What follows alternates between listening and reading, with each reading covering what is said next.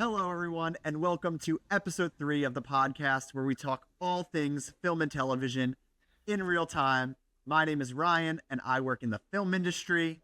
And I'm Noah, a sports broadcaster.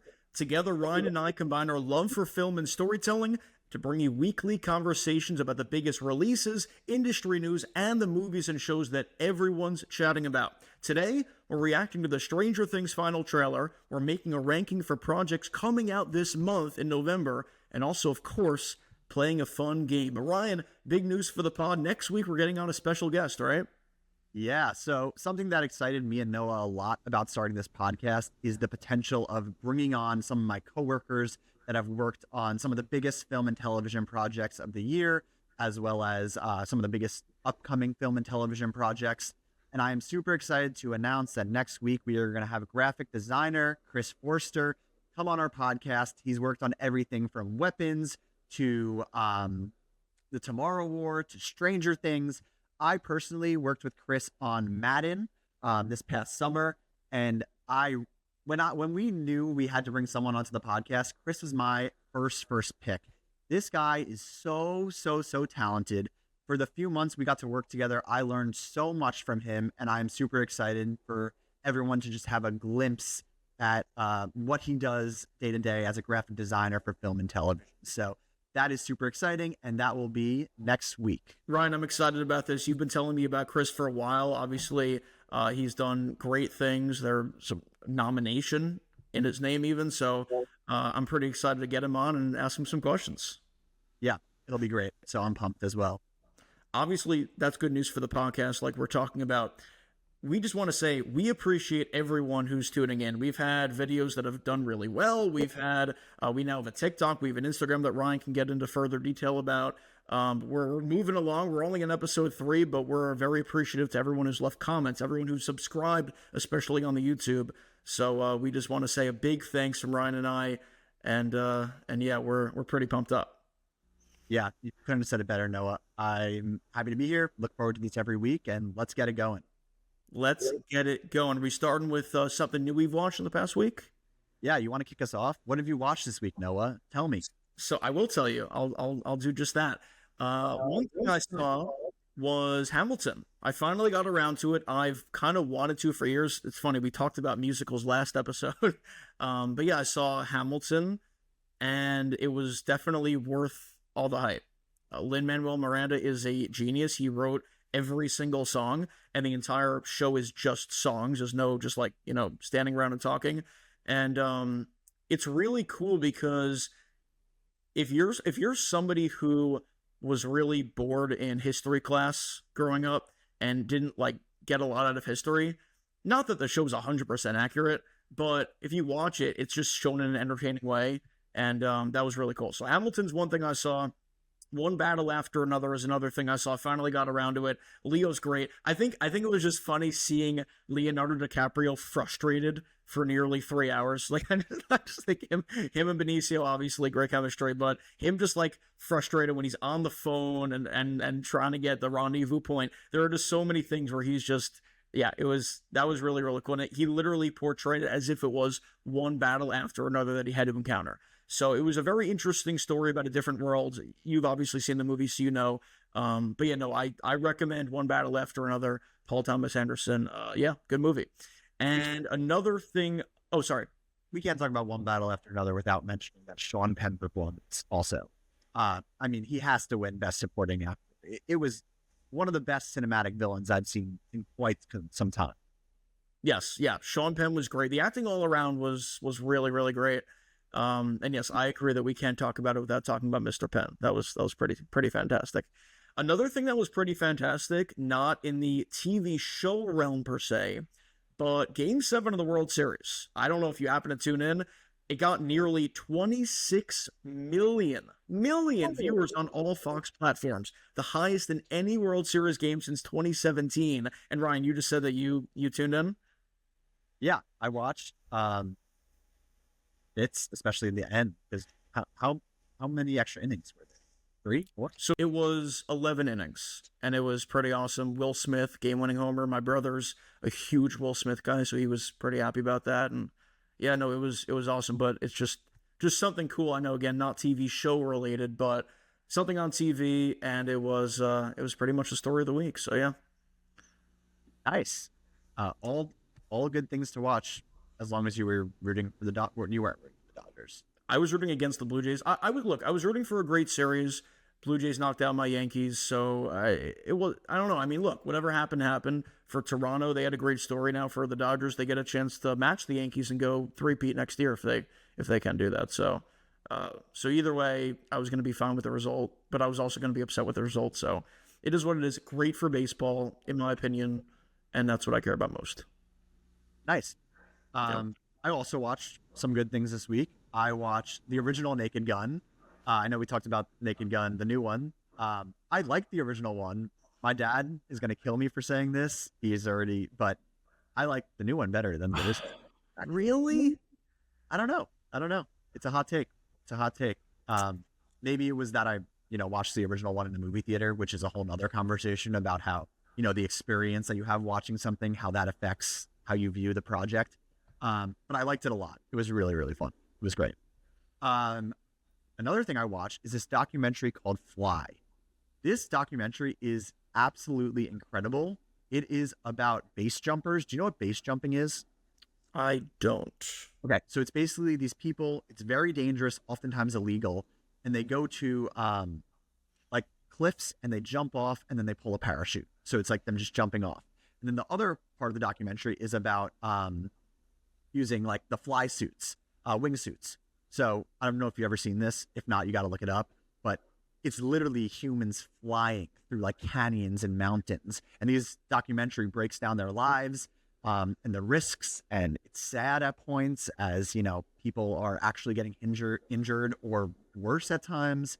Because this documentary crew followed base jumpers and wingsuit flyers, whatever you'd call it, for years. So it was a great watch. And then I watched Springsteen Deliver Me from Nowhere this weekend. As you know, Noah, I am a huge Bruce Springsteen fan. I mentioned this before in the pod. I grew up loving Bruce Springsteen, especially because my dad loves Springsteen. It was always playing in the car. And I kind of have mixed feelings about the movie. I know you didn't get a chance to see it yet, so I'll be careful to not really spoil too much. But the first thing I'll say is I think that I appreciate the movie and respect the movie a lot more than I liked the movie. And that mainly comes down to the fact that the movie is slow. It doesn't have a ton to explicitly say, I guess. Not a ton happens in the movie. That all being said, though, the movie is about Bruce Springsteen writing this album, Nebraska. And he doesn't want to market the album. He doesn't want his face to be on the cover. He wants this to be the most personal album he's released as he's going through probably the most depressive phase in his life, right? Because he's just at his peak stardom and, the studio wants him to release big popular music and he wants to do something more personal to himself. And that's kind of how the movie felt to me. It didn't feel showy, It didn't feel like many of these other musical biopics that we've seen, like Bohemian Rhapsody or like Rocket Man, that are big spectacles. This felt like a down-to-earth movie character study of Bruce Springsteen, and it wasn't showy in that way, just like his album isn't trying to be showy. So for that reason, I really respected the movie. I enjoyed it. I didn't love it. I don't know if I'm going to go watch it again. But yeah, I had a good time with it, and it was great to hear some Bruce Springsteen songs in the theater. And Jeremy Allen White, both Jeremys were great. Jeremy Allen White was great, as well as Jeremy Strong was great, who's playing his manager. So yeah, that's kind of my thoughts on Springsteen Deliver Me from Nowhere. Yeah, like you said, I haven't seen it yet. But Ryan, a trend is really music biopics in the last decade or so, and also we have some coming up. I know Straight Outta Compton, absolutely loved it. I thought that was a really, really good movie. Elvis, I thought was good. It was interesting editing-wise, I remember thinking at the time, but still a good movie. Austin Butler is still in his method acting as Elvis, as you see on press tours and everything. So I guess, what do you say? Still Elvis. Still Elvis, always Elvis. I know we talked a lot about music last week. I guess What is it about these movies, about popular music, that drive you in particular to go see them? Honestly, I think a big part of it is, first of all, being able to listen to these songs that people love in a theater. I think that's super cool, and the spectacle of that. Um, and also just the star power of these individuals and learning more about their lives and living in their life for a little bit. A lot of these musicians are larger than life individuals, and that's why they're rock stars, and that's why this music biopic genre is so big, because it's a perfect character study. That being said, I do think a lot of them follow the same beats. You have someone who is very, very talented, but has to face their personal demons, whether oftentimes drugs, right? If we're thinking about a lot of these biopics, and they overcome it, and their success story, and sometimes they die at the end, but their legacy lives on. I did find that a lot of these music biopics follow kind of the same format, which is why I respected Springsteen Deliver Me From Nowhere, because it kind of detoured from that. I think Elvis, even though it does follow that, you're right. Baz Luhrmann, who's the director, has an amazing editing style, and that did differentiate it a little bit more from some of the other ones.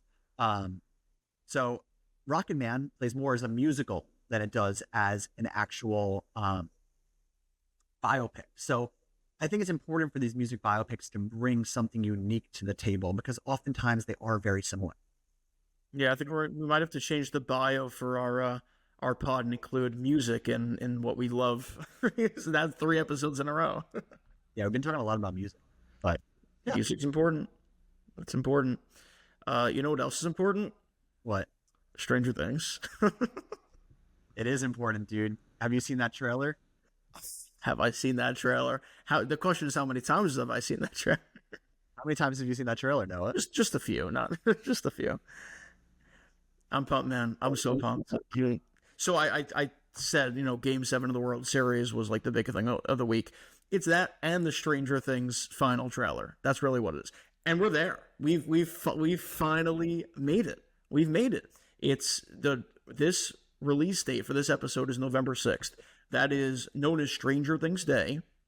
And it is exactly 20 days away from Volume 1 of Season 5 releasing. Ryan, I guess you want to give me your first thoughts of the trailer.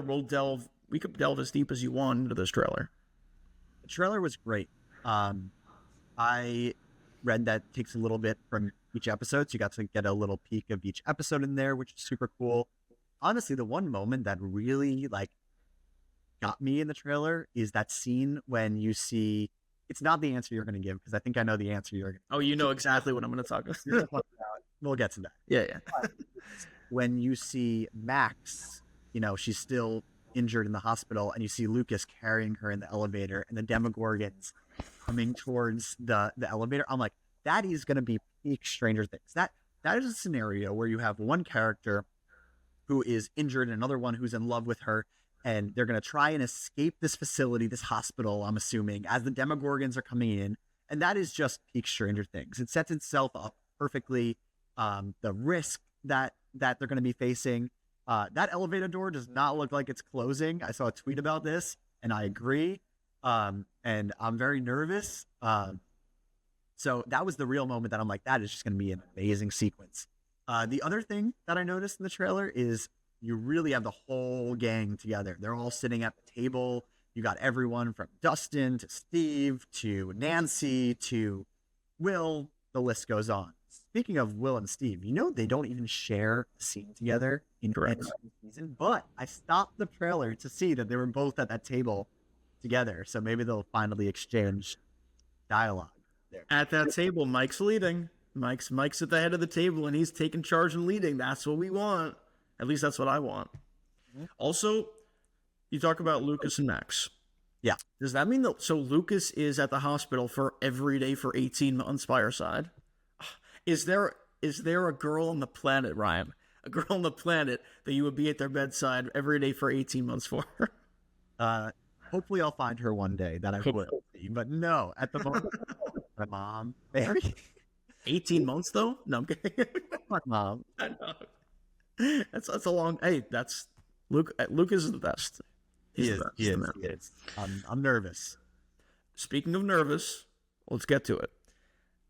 what I saw online was a lot of people were nervous that a certain character that you actually just mentioned is not in a lot of the trailer. Steve. Yeah. Yeah, Steve, who has had his redemption arc, if you want to call it that. Of course, he starts out not the best guy in season 1, and then he's just everyone's favorite from season 2 on. He's been like we talked about this on episode 1. He's been the consensus, who's going to die. He's been the consensus pick. But he was the consensus pick for last season. Maybe it finally happens, but I will say them not showing him a lot on the trailer gets me a little worried. You never know sometimes. Sometimes trailers can be misleading. Everyone thought that Thor was going to die in Thor 4, and that didn't happen. So you never know. Yeah, I think this is one of those things that I'm going to try not to read too much into. I think whoever's editing the trailer together is well aware of the fan theories about Steve dying, and I think if he actually was, I don't know. It's tough to predict, but that's not something that I see and I'm immediately like, oh, he's a goner. But not one shirtless image, not one. Oh, that's what you were looking for. You were peeling. You were. I wasn't looking for it. I was just like, oh, I would have been. I don't know. It wouldn't have been the worst. It's Steve. That was great, by the way, when Max takes the binoculars in season 4, and she's like, let me take a look, and then she's staring at Steve when he's in the lake. You know what I'm talking about, right? So, like, vaguely, but clearly you've remembered the scene a little bit more than I have. Yeah. No, it's just funny. It's just funny. Yeah, I vaguely. He's the man. They're at the lake? Is that what you're saying? They're at the lake. It's toward the end of season 4. Yeah. I think I know the scene, but not as well as you do. Not as well as I do. That's a good scene. All right, let's get to it. So the big thing that a lot of people are talking about, it's not just a me thing, it's what everyone's talking about, is Vecna saying to Will, help me one last time. And he's holding him, and oh my god, this is the viral image that's going around. He's holding him in the same way that Voldemort holds Harry. It's like the same image. It's the same image. And it's funny because I sent you a tweet of 4 different pictures where it's Will and Vecna, and then it's Harry and Voldemort, where they look so similar. Obviously, we'll see. I mean, is Will the boy who lived? Technically, he is. He is the one who went to the Upside Down and lived, unlike Barb.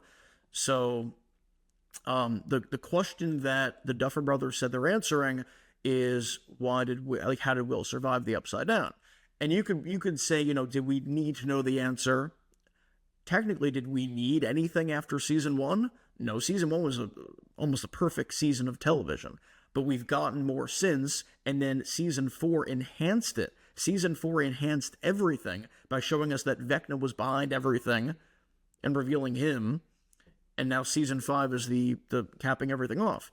So, yeah, I guess we're going to find out what really went down. And I've done my rewatch. I don't know if you have also, but I've done my rewatch. And Ryan, it's so obvious that it's not just a random Demogorgon taking Will, because he uses his mind to undo the lock literally in the first episode of the whole show. And it's like, Demogorgons can't do that. We've never shown them do that. That's Vecna. So it's cool seeing things like that. Yeah. Yeah, well, first you mentioned Barb, so really quickly, a moment of silence for Barb. Okay, that's good. Yeah, it's full circle, man. It all started with Will and Vecna, and it looks like it's going to end with that.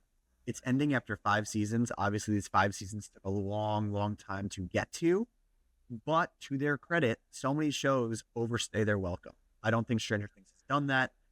They're at a point where they can finally close these arcs as the kids are entering adulthood.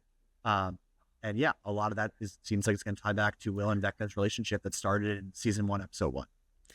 Yeah, and I don't like all the hate that comes with it. It's like, oh, the kids are now going to be in their 40s and 50s and all that kind of stuff. You know what? It works. It works in season 4, which I think we could do a ranking right now if you want, but I probably have it as my second favorite season. And it works. It's really good. If the quality's there, I don't get why people would complain about it, unless they don't like it, but I think it's been fantastic. Complain about the ages of the kids you're talking about? Or no, the age of the kids and it taking so long and everything that goes along with it. It's like, you know what? It's great. So it shouldn't take that long to make season. In their defense, COVID did screw it up because they had season 1 was 16, season 2 was it either 17 or 18, season 3 was 19, right? And then COVID happened, so it took them a couple of years, and then season 3, so season 4. So the actual issue, if you want to call it an issue, was between season 4 and season 5 being a few years long. That's it. In my mind, that's it. Before now, it wasn't actually an issue because I give them defense when it comes to COVID. I'll back you up on that also, because also the actor strike probably impacted it as well. But yeah, I do have a little bit of an issue with some of these television seasons still taking as long as they do, but that's a conversation for another time. I'm pumped for Stranger Things. And yeah, happy Stranger Things Day, Noah.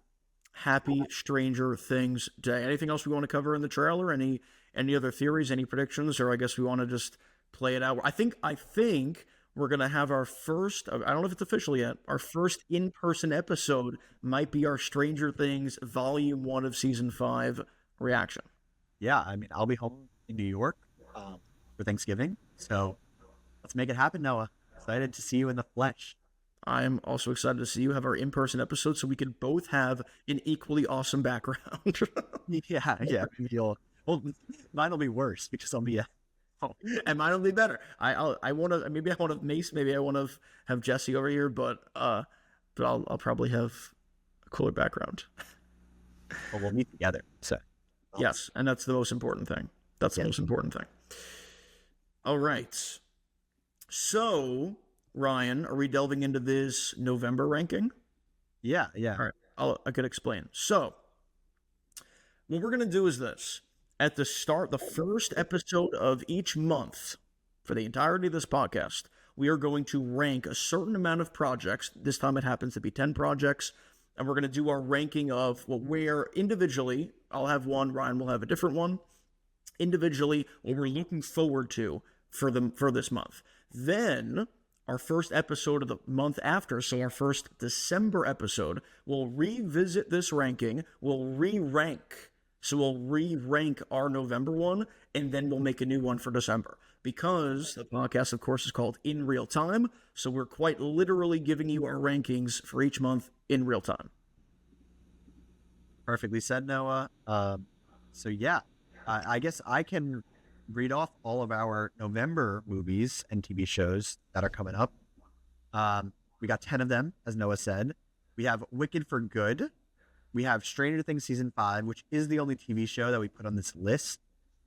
It's just, it needed to be on the list.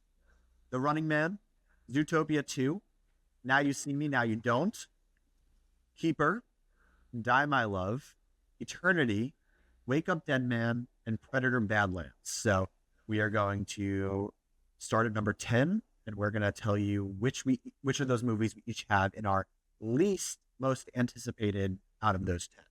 And we're going to go back and forth. So we'll do like Ryan 10, me 10, and then we'll go all the way up to our number 1.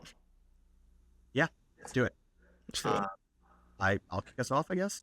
Go for it. Cool. Number 10, I have Predator Badlands. Or you have the same? I have the same. I've never seen Predator. So we put it on this list. I don't think Noah's seen Predator either. It's kind of the only one I knew your ranking of because I knew you hadn't seen it.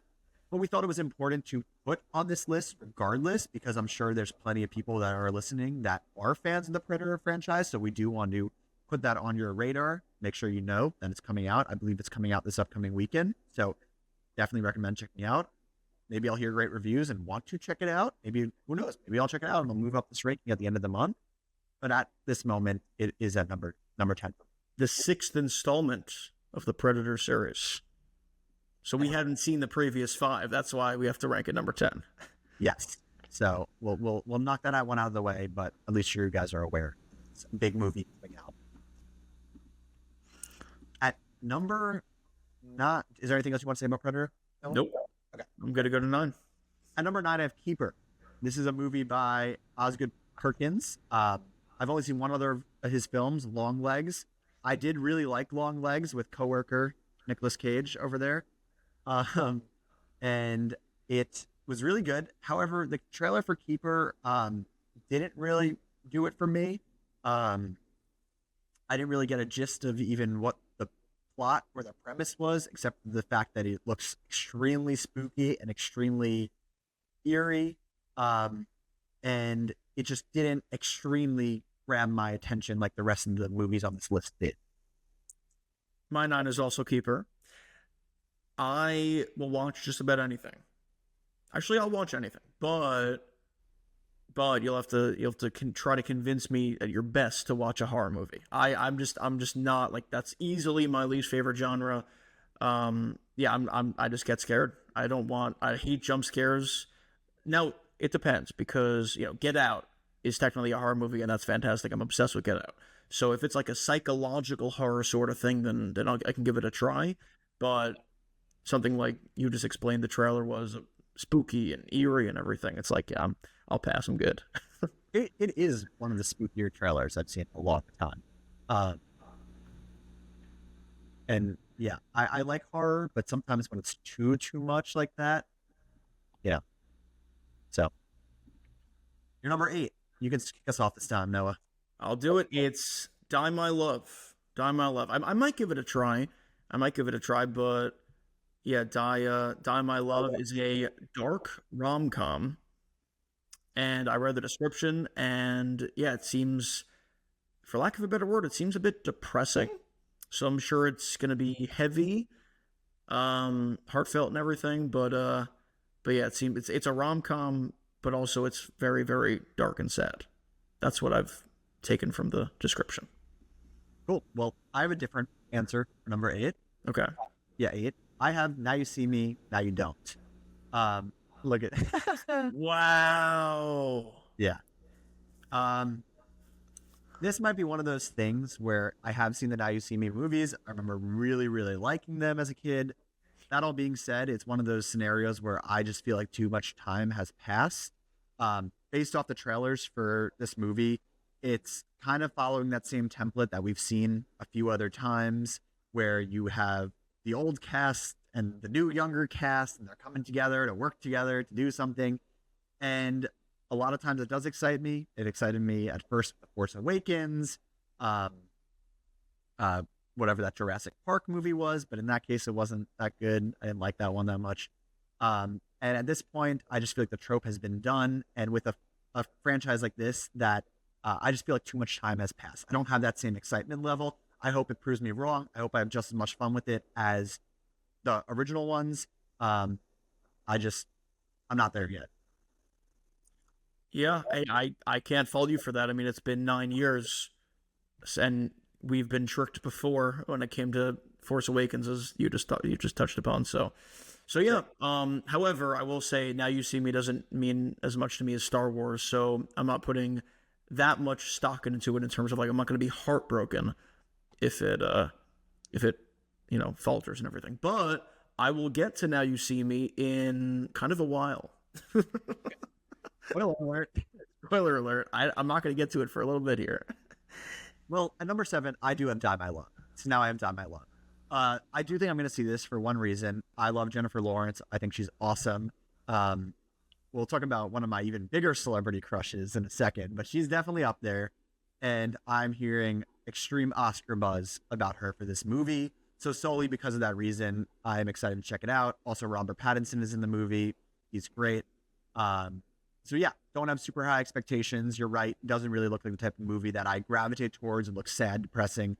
But it is one that I'm excited to see how Jennifer Lawrence, J-Law, does. J-Law's great. She's awesome.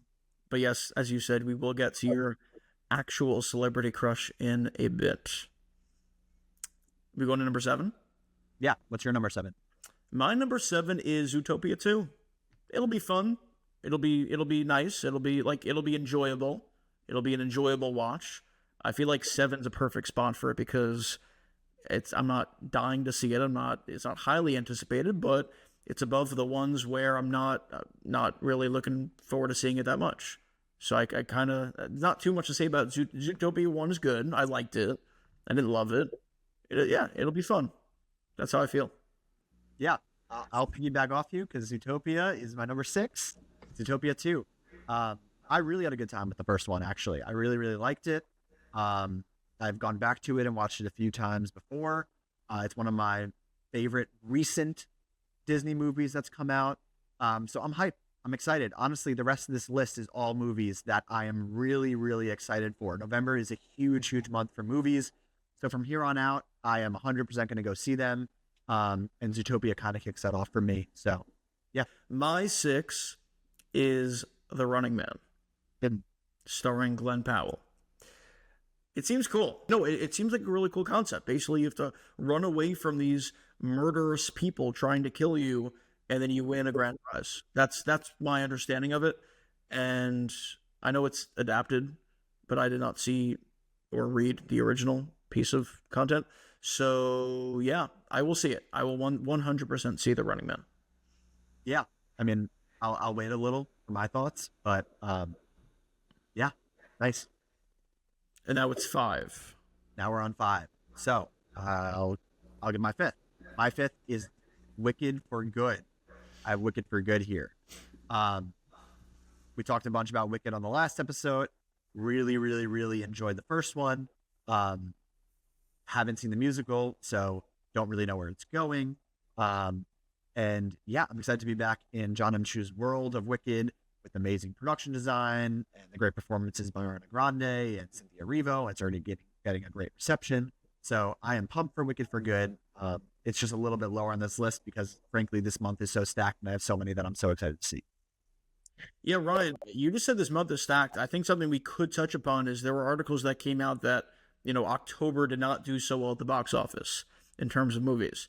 So I forgot the exact numbers. I don't know if you have them, but the point is October didn't do so hot, but starting in November, we're eating. Like we're looking good, and I'm very excited, especially starting this month. Yeah, dude, I'm pumped. I don't remember the exact number as well, but it's like in this many years, this is the worst October that's happened since like 1990. Or I don't want to give a false number to our viewers, but yeah, October's not a good month for film. Smashing Machine didn't make much money. Springsteen didn't make much money. Shelby Oaks didn't make much money, and so on. So, yeah, this is exciting that we have a good month of film to follow it. Noah, what is your number 5? My number 5 is your girl. It is Eternity, starring Elizabeth Olsen, Ryan's celebrity crush. Elizabeth, if you're listening to this, Ryan's the best guy ever. He cooks. Do you cook? Okay, never mind. He might cook for you. So, I'm chefing it up for Lizzie. For Lizzie. Oh, you're on a nickname basis, aren't you? All right. So, one of my coworkers worked on blanking on the show's name. I worked with her recently. Nice.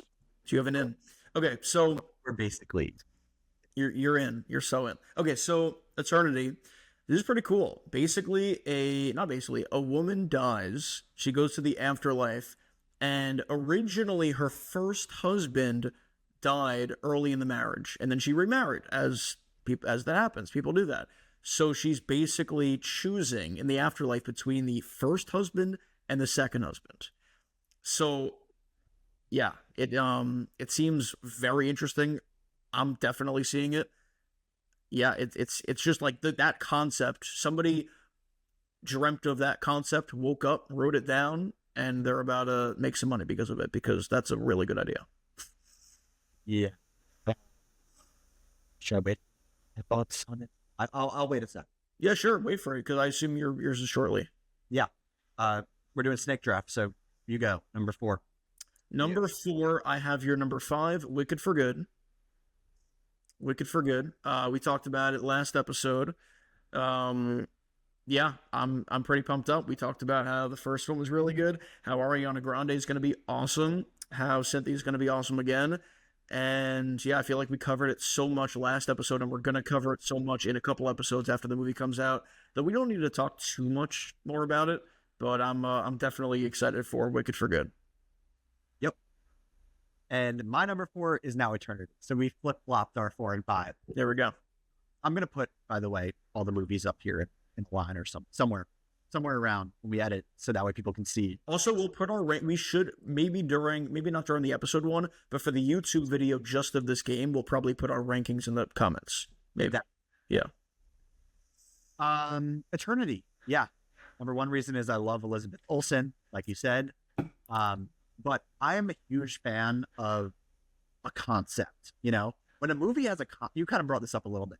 When a movie has a concept that draws you in just from a few lines about what it is, and it leaves you wondering where that's going to go and how that's going to end with a really unique premise, I'm in. Like an example of this that I talked about was Weapons, which you're going to watch this weekend before we have Chris on because he graphic designed Weapons.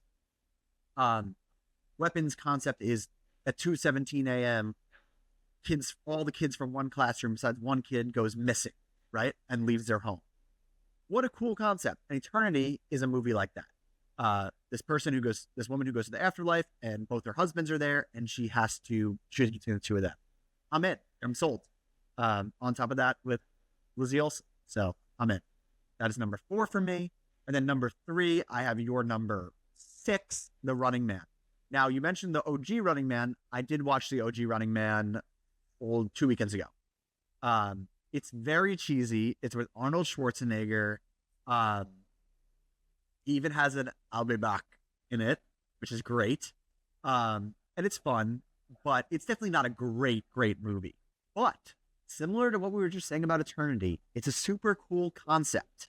It's a super cool concept of this man who is a criminal, and he has an opportunity to participate in this game, The Running Man, and he's basically being hunted down for the chance to win a bunch of money if he survives. Again, I'm in, especially with a director like Edgar Wright, who has just an amazing style, a movie star like Glenn Powell. I think this is going to be a completely different take than the cheesiness of that original Running Man. Even though I saw the potential in the concept in that original one, I really have faith that they're able to execute it in this remake. So I think this is actually a perfect example of when it is a good idea to remake a movie, because this is a movie that deserves a remake with a better story. Yeah, you talk about, the consensus or a popular statement is, no original concepts, no original ideas. But we just talked about Eternity, which is an awesome concept. And now we're talking about The Running Man, which of course was done already, but they're bringing it back, and it is a really good concept. And now they're making it in an entirely different way with a great director at the helm. So I'm all in on The Running Man. Not as much as you are, but I'm still going to see it. Yeah, I'm excited. Noah, what do you have in your number 3? I have your number 8, I believe, in Now You See Me, Now You Don't. Look, I'm excited for it. Do any of your movies above 8 have an actor donate their kidney to a stranger by any chance? Because my number 3 does.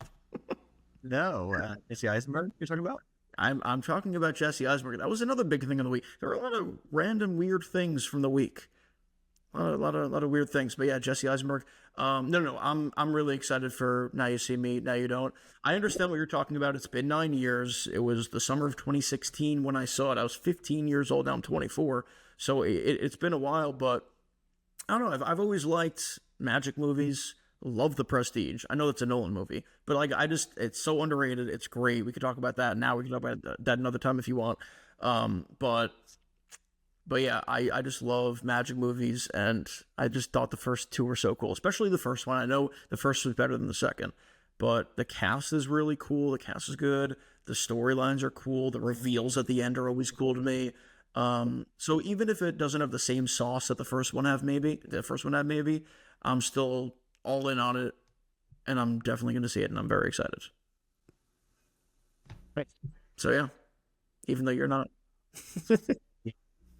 Well, I understand that. I would never hate on you for liking the Now You See Me. They're great. I don't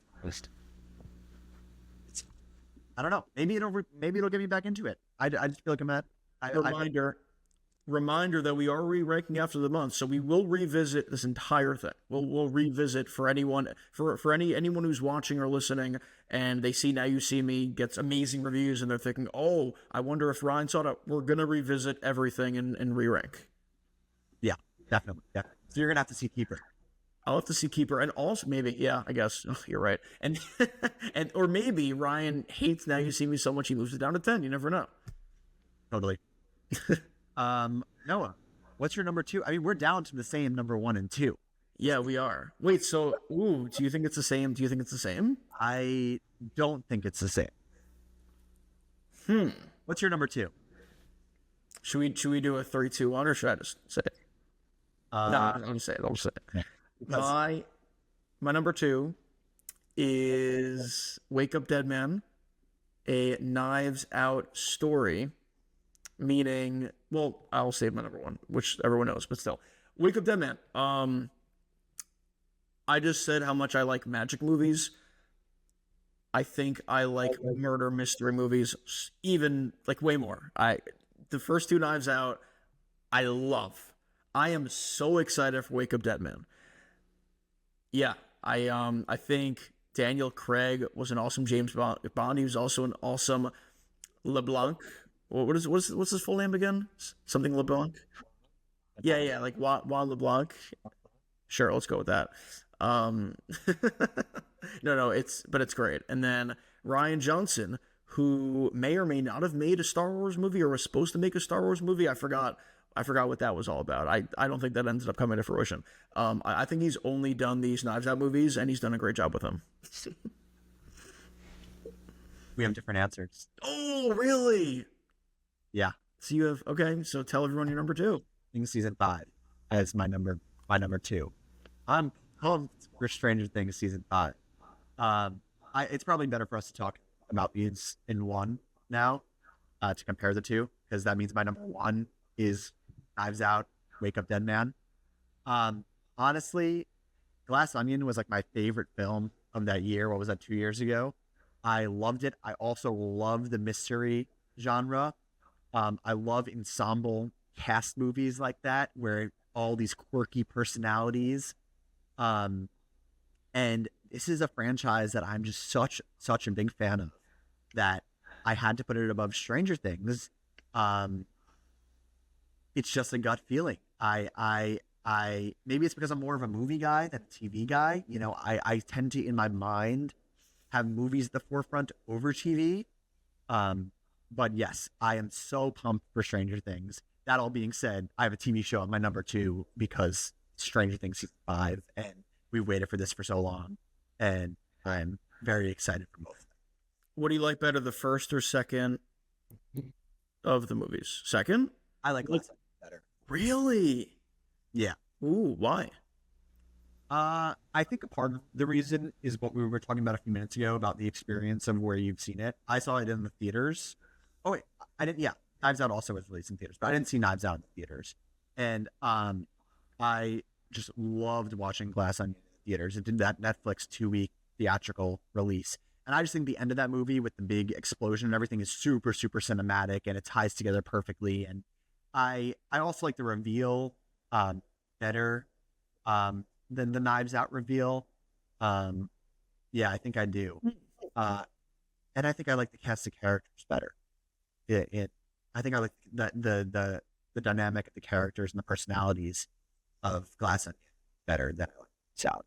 You know what's funny? I think I feel the exact opposite way about pretty much everything you just said.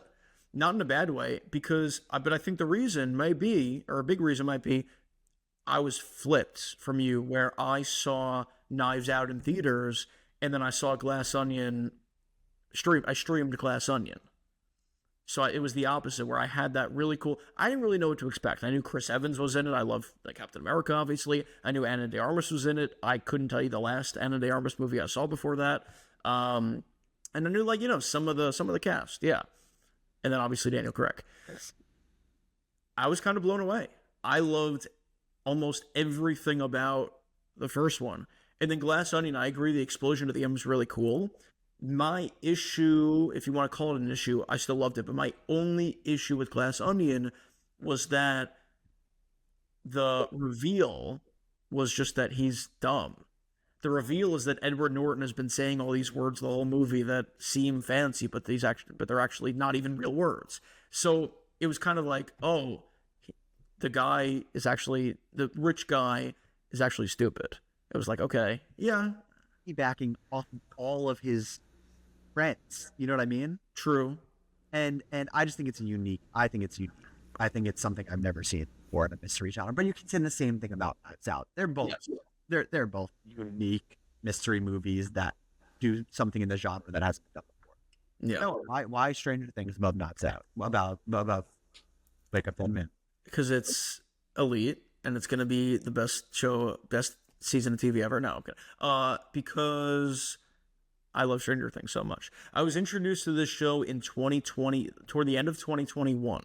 So I wasn't in, yeah, I know. It was very late. So I wasn't in, it's not even a nostalgia thing for me. This is like, it's similar to being introduced to Star Wars late. Because I understand that everyone like you're 24, right? So when did you see it in 16? Yeah. Exactly. So it's kind of like you grew up with these kids in a way, right? I don't feel that at all. All I know is this show is fantastic. It's not a nostalgia thing at all. This show is so good. Season 1, you want to do a ranking right now? Let's do it. I know it's only 4 seasons, but no? Like, we can. We're just going over a lot of time. But yeah, let's do it. Okay. No, I'll give you mine quickly. 1, 4, 3, 2. 1, 4. I would have to. I loved 4. I know it's 1. 1 is the best. Then 4, because I rewatched 1 with someone recently. Then 4, and then I'd have to rewatch 3 and 2 to give a valid rank. The Mall was 3. Yep. Starcourt Mall. I think 1, 4, 3, 2. Is that what you said? That's what I said. I agree. There you go. And hopefully 5 is on top. Yeah, no, I'm super pumped up about it. Season 1 is incredible. Season 2 gets way too much hate. Season 3 is so fun. And there's the 4th of July theme all season long. And then Season 4 has the highest of highs. Season 4 has the highs of Stranger Things. And Season 5 will have even higher highs. I guarantee that. Ties it all together, and I think Season 5 is going to just expand on that. So, yep. I respect it. I had trouble putting it at number 2, but I'm such a big guy. I can't wait for Wake Up Dead Man.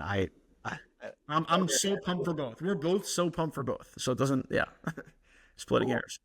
Well, like we said, at the end of the month, we are going to revisit this list and we will give our updated rankings once we've seen all the movies. So feel free to leave your ranking down below as well, or in the comments or anything. Yeah, tell us your list of 10. Tell us your ranking. Ryan, I believe you have a game for us. Yeah, I do. So we're going to play a little game.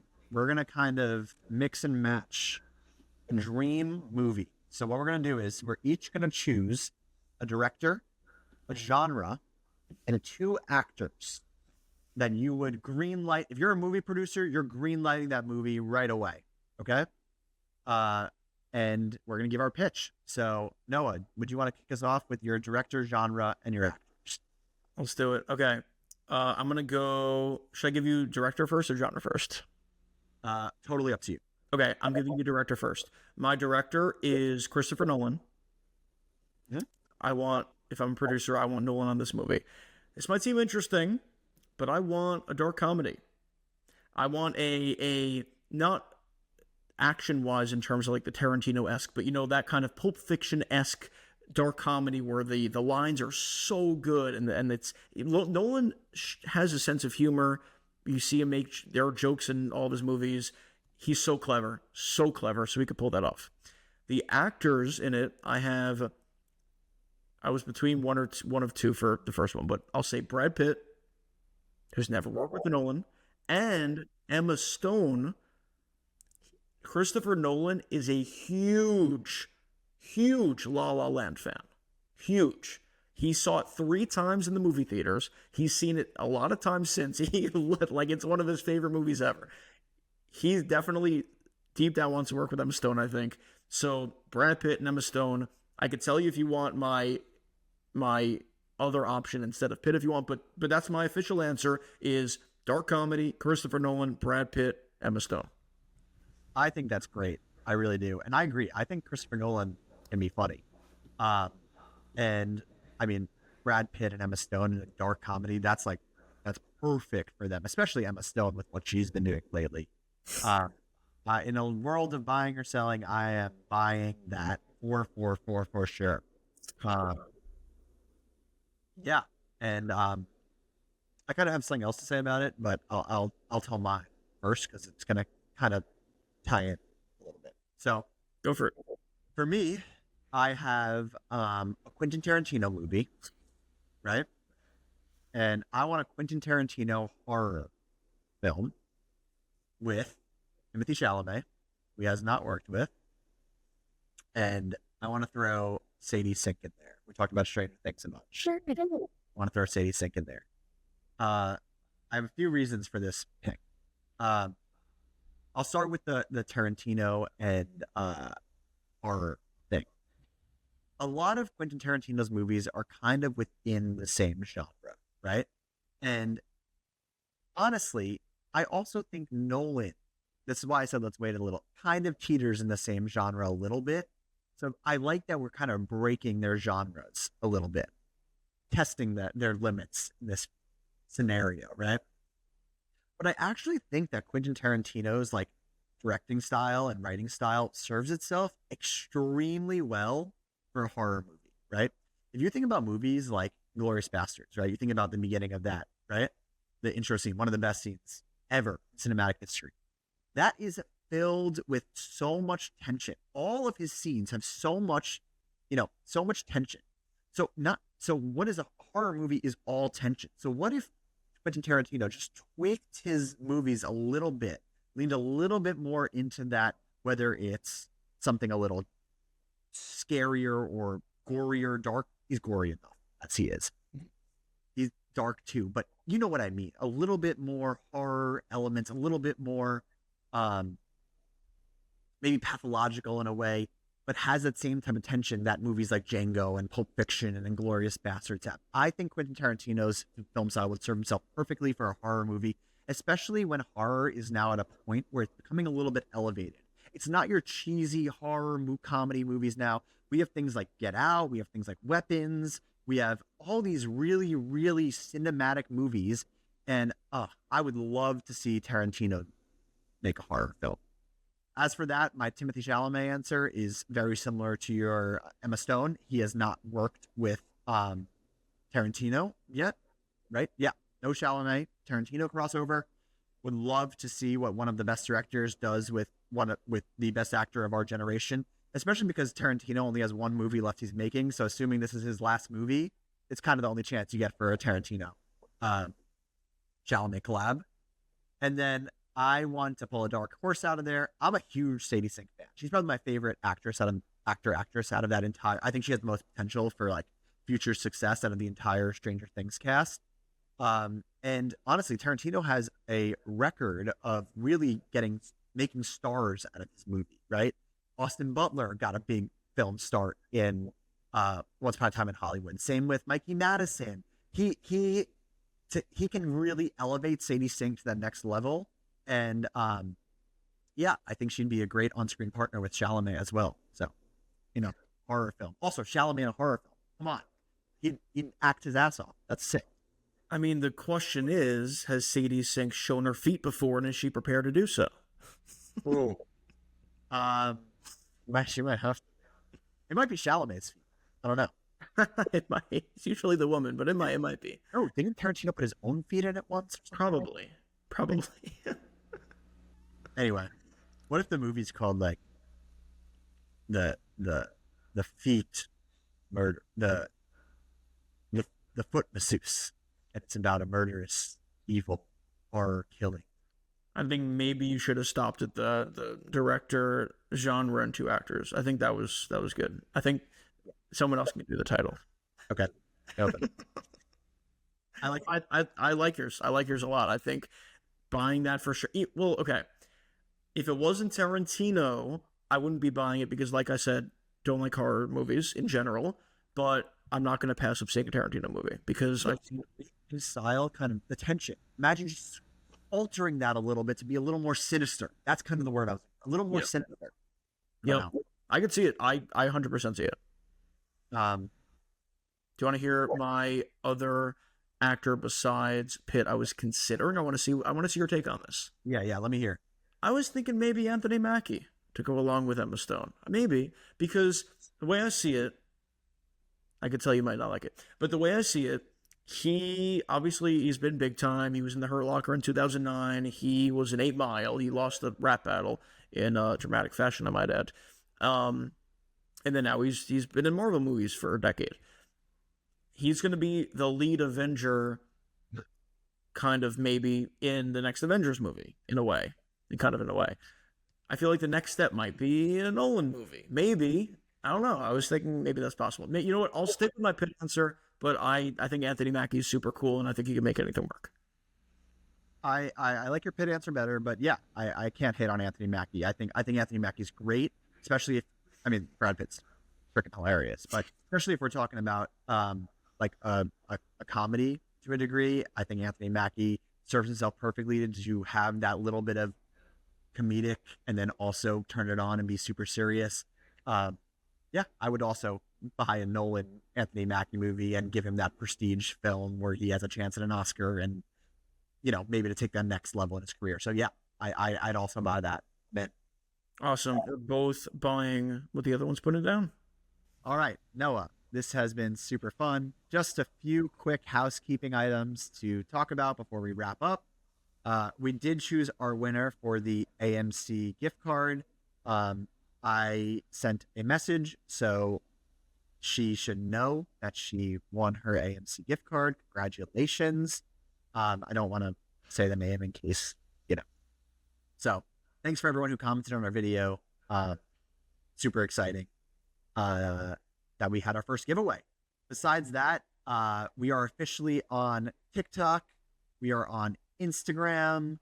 We have already been, of course, on YouTube, on Apple Podcasts, on Spotify. Please make sure you can subscribe and support us in any way possible. It really, as we said in the beginning, means so much to us. We have the best time doing this, and we just can't wait for more people to join our journey. So that's all I got, Noah. Yeah, once again, thanks for the support, and we're going to keep talking about movies and TV in real time.